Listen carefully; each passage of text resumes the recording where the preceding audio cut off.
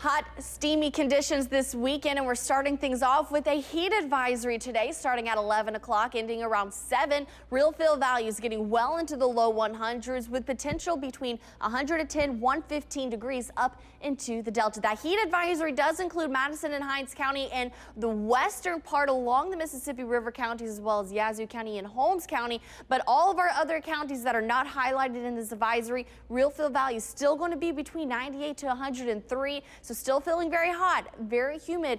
Keep caution, stay hydrated, reduce that outdoor activity if you can. And if you start seeing those signs of heat stress, take that step back and find some AC and some shade later on today. Now, we're going to get some shade today. Fortunately for us, those clouds are going to stick around in the picture for the majority of the day, but we will see them filter in and out. So we're expecting anywhere between partly cloudy to mostly cloudy skies later on today. Temperatures warming up from 87 by noon to 91 by 3 o'clock. Again, real feel values getting well into the low 100s this afternoon. The chance of an afternoon shower or storm is there, but it is going to be very minimal this afternoon, anywhere between 2 to 7 o'clock. And most of that rain is going to be tailored farther to the south, outside of the metro, into our south and southeasterly counties for later on today. Now, this afternoon, this is what I was talking about, those real field temperatures getting anywhere between 102 in Raleigh, 100 in Brookhaven, 107 in Vicksburg, but even hotter up in Belzona. Real field values could potentially get up to 110 degrees over there, and tomorrow is going to be much of the same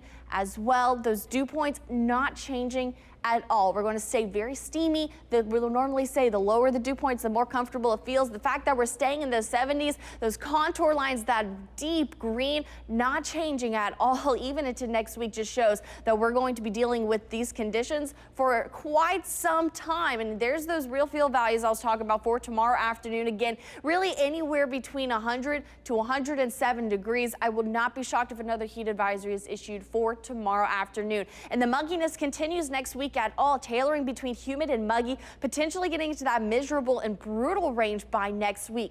But there is a little bit of some good news as we go into Thursday and Friday of next week. We have a front that's going to move through, and that's going to bring our temperatures below average. So this is that blue we were talking about earlier this morning in our newscast. Those deep, rich blues continues to show well below average temperatures over in Omaha, Kansas City, Sioux Falls.